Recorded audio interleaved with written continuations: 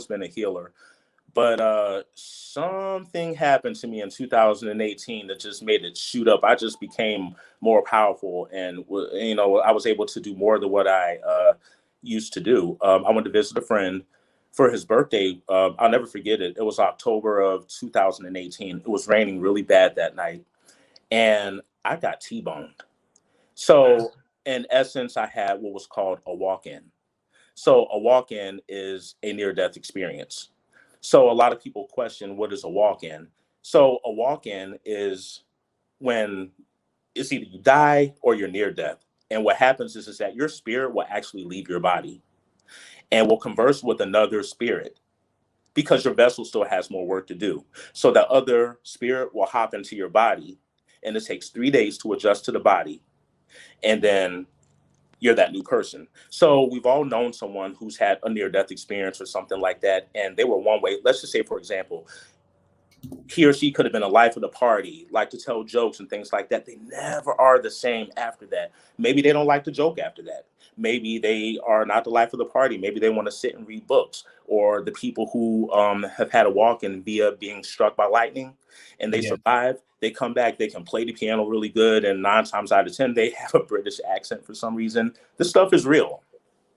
In this, and I know it's real because once again, Linda told me the same thing happened. She's like, I left and somebody came in, and then your powers they got amplified, and so it really makes you think about religion and how much we're not told about the spiritual world, because these types of things I would have never known about if I hadn't spoken to people like you, the lady that does the hypnosis and past life regression and things like that. Like, it gets really deep. And so I do want to ask you this. Yes. Can you tell us or even describe to us some of the darkest things you've seen? Wow. Okay, sure. I can't believe I'm telling you this. Well, first I want to say something scary that happened to me. It wasn't dark, but it was definitely scary. This was the same year that I had my walk-in. I actually worked with another spiritualist, and we worked at this car dealership. And we noticed one day, I'm like, why is it a dark cloud over this place?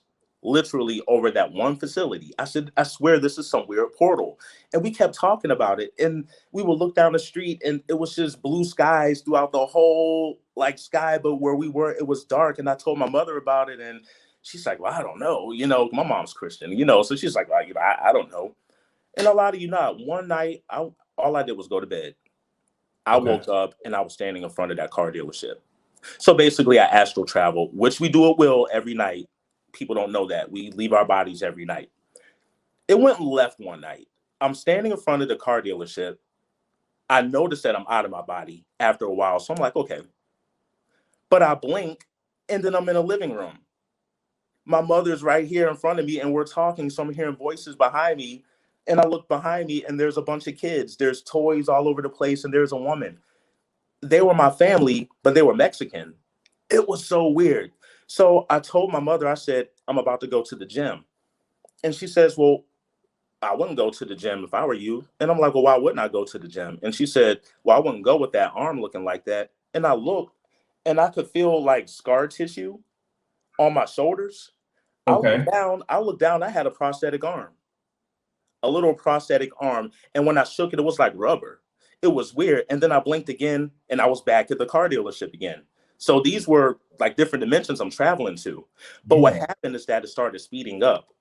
In every millisecond, I was here, then I was back here, then I was here, then I was back here. And then all of a sudden I got caught in between the two dimensions and they started closing in on me like this. So I felt like I was hyperventilating, like I was suffocating.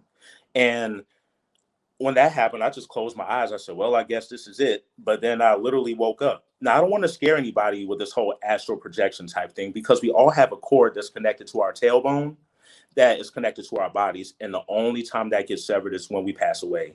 So don't think you're going to get caught somewhere where you're not going to come back, because that is so not true. To the scariest thing that I've seen. Nosy one year, I think this was in 2019. I actually saw the hoods in the astral world.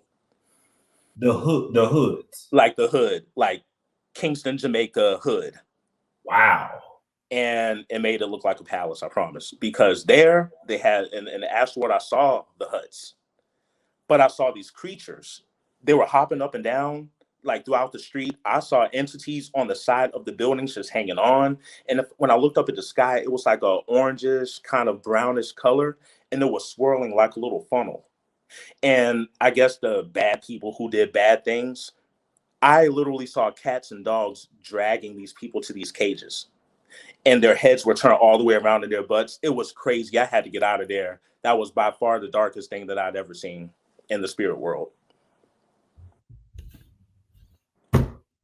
Where's my sage? Where's my sage? Oh, wow.